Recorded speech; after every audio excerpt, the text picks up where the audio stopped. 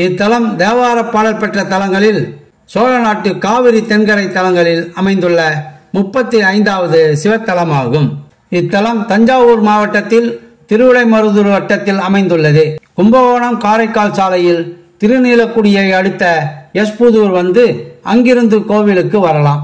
கும்பகோணத்திலிருந்து ஆடுதுறை வந்து தரங்கம்பாடி செல்லும் சாலை மார்க்கத்தில் சாத்தனூர் என்ற கிராமம் வழியாகவும் திருக்குழம்பியம் வரலாம். ஆடுதுறையிலிருந்து திருக்குழம்பியம் 5 கிலோமீட்டர் தொலைவில் உள்ளது. கோவில் அமைப்பு: நுழைவாயிலை கடந்து உள்ளே செல்லும் போது பலிபீடம், நந்தி மண்டபம் ஆகியவை உள்ளன. கோவிலின் இடப்புறத்தில் அம்மன் சன்னதி உள்ளது. சன்னதியின் வலப்புறம் விநாயகரும் இடப்புறம் முருகனும் உள்ளனர்.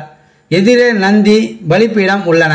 கோபுரத்தை அடுத்துள்ள திருச்சுற்றில் பைரவர், சூரியன் ஆகியோர் உள்ளனர். மூலவர் கருவறைக்கு முன்பாக நந்தி, பலிபீடம் காணப்படுகிறது.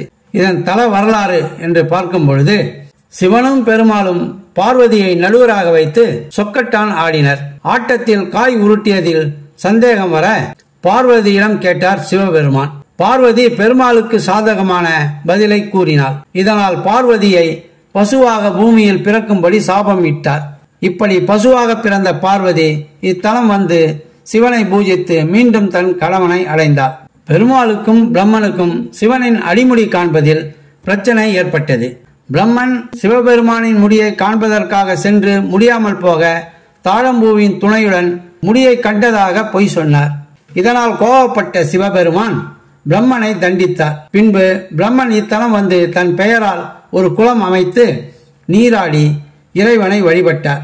சந்தன் என்னும் வித்யாதரன் தேவேந்திரனின் சாபத்தினால் குயிலாக மாறினான். சாபம் நீங்க இத்தலம் வந்து பல்லாண்டு காலம் பூஜித்து சாபம் நீங்கி சுய உருவை அடைந்தான். குயில், அதாவது கோகில வடிவத்துடன் வந்து பக்தன் பூஜித்ததால் இப்பெருமான் கோகிலேஸ்வரர் என அழைக்கப்பட்டார். இத்தலத்தின் சிறப்பு: இத்தலத்தின் மூலவர் பசுவின் கார்குழம்பு இளறிய போது வெளிப்பட்ட சுயம்பு மூர்த்தி நீண்ட பானம் கொண்டவர்.